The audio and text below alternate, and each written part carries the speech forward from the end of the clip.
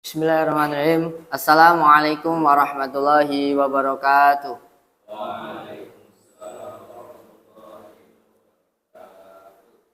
Innal hamdalillah nahmaduhu wa nasta'inuhu wa nastaghfiruh wa na'udzu billahi min syururi anfusina wa min sayyiati a'malina may yahdihillahu fala mudhillalah wa may yudlilhu fala hadiyalah. Asyhadu an la ilaha illallah wa asyhadu anna Muhammadar Rasulullah. La nabiyya wa la rasulla ba'da amma ba'd. Pertama-tama marilah kita panjatkan puja dan puji syukur yang mana telah Allah berikan kepada kita banyak sekali rahmat yang sehingga kita dapat berkumpul di majelis ini yang insyaallah diridhoinya. Allahumma amin. Dan kedua kalinya tak lupa kita curahkan kepada junjungan kita, sholli dan kita Nabi Allah Muhammad sallallahu alaihi wasallam. Karena berkat beliaulah kita bisa merasakan nikmatnya iman, indahnya Islam. Yang saya hormati Bapak Ali Syabana SMM dan yang saya banggakan teman-teman saya yang ikut serta dalam ujian munaqashah pada hari ini. Duduknya saya di sini akan menyampaikan makalah yang mana makalah ini penting dalam kehidupan kita, yaitu keagungan dan kekuasaan Allah. Keagungan dan kekuasaan Allah adalah dua hal yang penting yang harus kita pahami. Dan saya mengambil latar belakang pada suatu kisah yang ramai, yaitu Syekh Barsisah.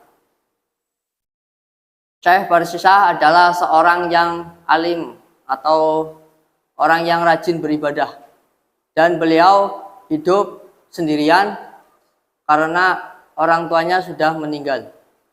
Dan Syekh Barsisah adalah orang yang ahli ibadah.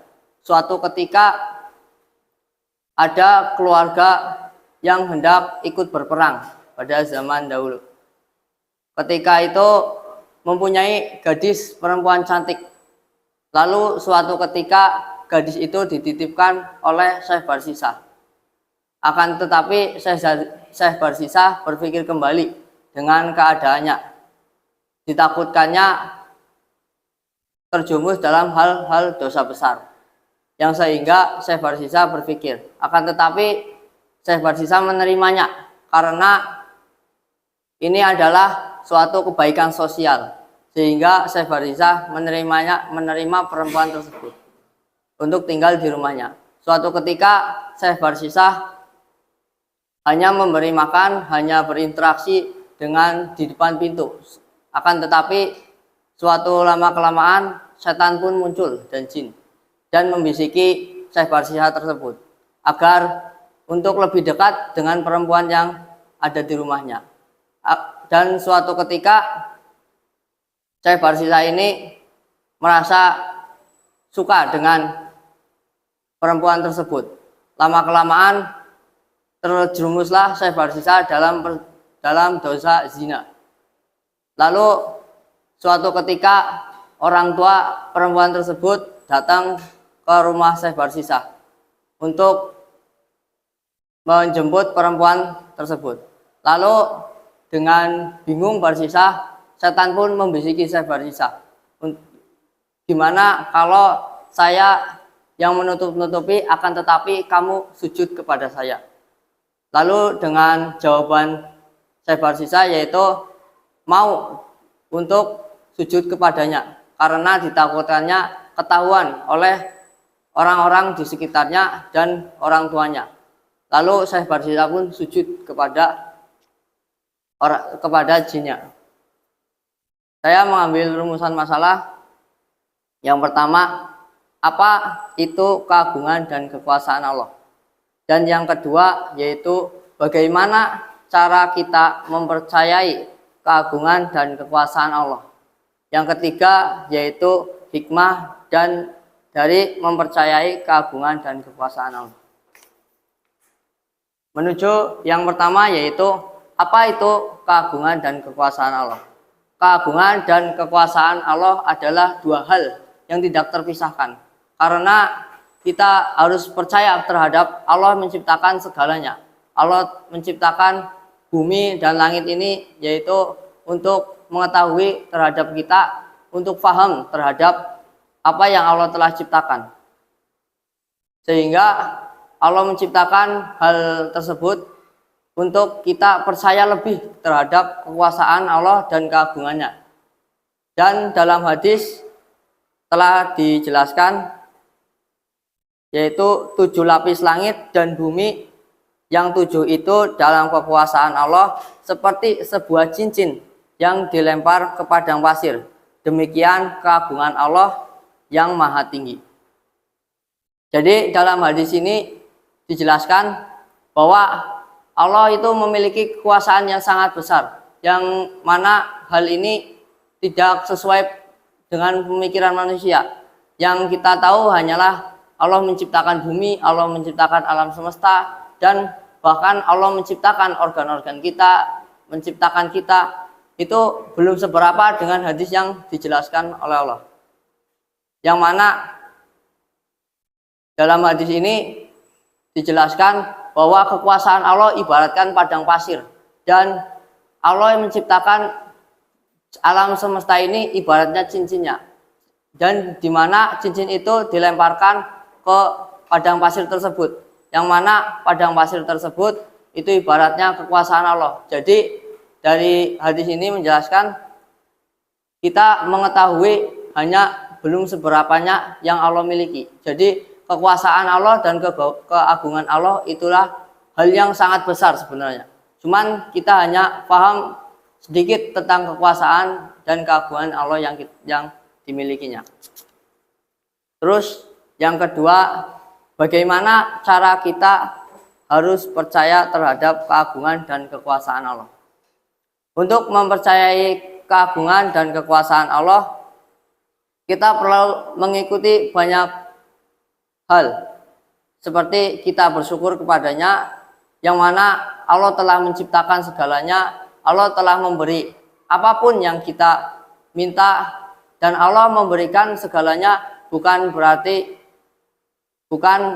yang namanya Allah itu dipercayai, akan tetapi Allah memberikan kepada manusia agar manusia percaya terhadapnya, yang mana Allah telah menciptakan segala-galanya yaitu untuk manusia, sehingga manusia hanya bisa membuat, akan tetapi semua bahan-bahan yang manusia buat itu berasal dari Allah, sehingga Allah memberikan semua itu hanya untuk kepada makhluknya.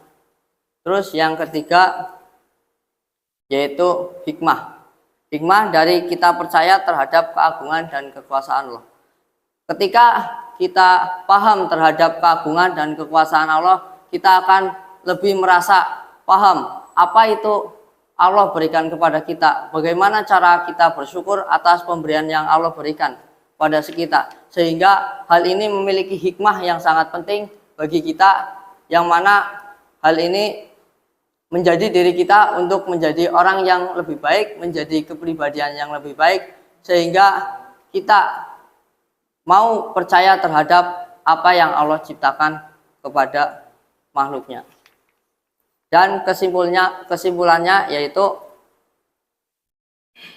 Allah memiliki keagungan dan kekuasaan yang sangat banyak, yang sangat luas, yang sehingga manusia tidak bisa memikirkan hal semua itu. Karena dalam hadis yang saya jelaskan, Allah memiliki kekuasaan yang mana manusia hanya tahu sedikit. Jadi kekuasaan Allah adalah hal yang sangat besar, dan keagungan Allah hal yang sangat besar. Jadi ketika kita mempercayainya, kita akan menjadi orang yang lebih baik, menjadi orang yang berkepribadian yang lebih baik.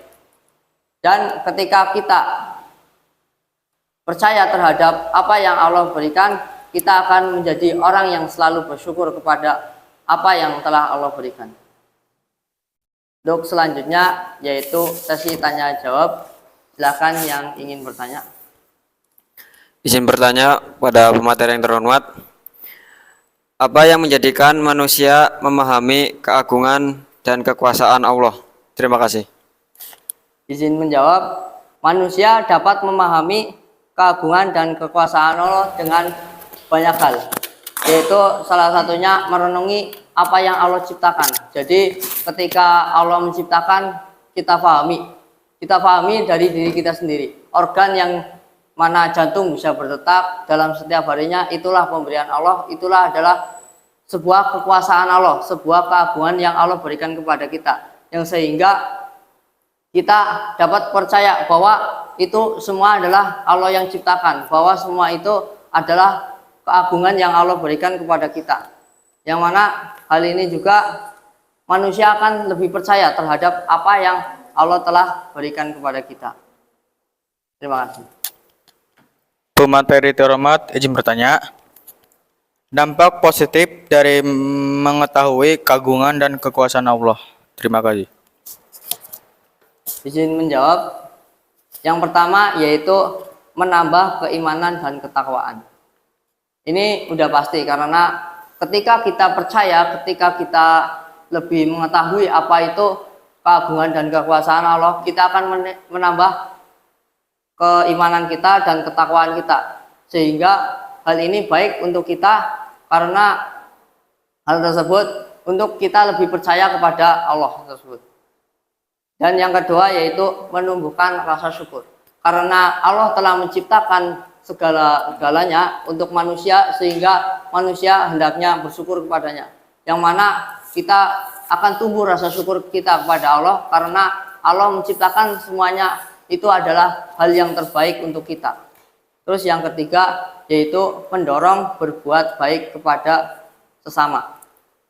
Jadi ketika kita lebih percaya kepada Allah, kita akan bisa memotivasi kepada orang lain juga, yang mana kita bisa memberi pemahaman terhadap orang lain, karena orang lain belum tentu percaya terhadap kekuasaan Allah dan keagungan Allah. Terima kasih. Baik, pemateri yang terhormat, izin bertanya. Bagaimana menyikapi orang yang tidak percaya terhadap keagungan dan kekuasaan Allah? Terima kasih. Yang pertama yaitu menunjukkan akhlak yang baik. Dengan menunjukkan akhlak yang baik, dengan perilaku kita percaya terhadap Allah, itu menjadikan orang lain terkadang akan tersentuh hatinya, yang mana akan menjadi percaya dengan apa yang kita lakukan, sehingga hal ini baik untuk orang lain dan baik untuk diri kita sendiri. Yang kedua yaitu memberi pemahaman bahwa kekuasaan Allah itu sangatlah luas, sangatlah besar, sehingga manusia saja belum tentu bisa memikirkan semua itu, karena Allah menciptakan semua hal itu untuk kebaikan kita, dan memberi pemahaman kepada orang lain agar orang tersebut menjadi baik, itu hal yang baik. Terus yang ketiga yaitu mendoakan mereka jika mereka tidak paham. Ketika kita sudah menjelaskan, sudah memberikan akhlak yang baik, maka yang harus kita lakukan ketika orang tersebut tidak mau mempercayai, tidak mau mempercayai apa itu keagungan dan kekuasaan Allah, hendaklah kita berdoa kepada Allah agar orang tersebut mendapat hidayah. Terima kasih. Pemateri izin bertanya, mengapa sih kita harus belajar tentang keagungan dan kekuasaan Allah Subhanahu wa Ta'ala? Terima kasih. Izin menjawab, karena keagungan dan kekuasaan Allah adalah bentuk rasa syukur kita kepadanya. Karena Allah telah menciptakan kita, Allah telah menciptakan orang tua kita, Allah telah menciptakan semua hal untuk kita yang kita mau, sehingga kita harus mengimani apa itu kekuasaan Allah dan keagungan Allah, yang mana kita harus mempercayai dengan apapun yang Allah berikan kepada kita. Terima kasih.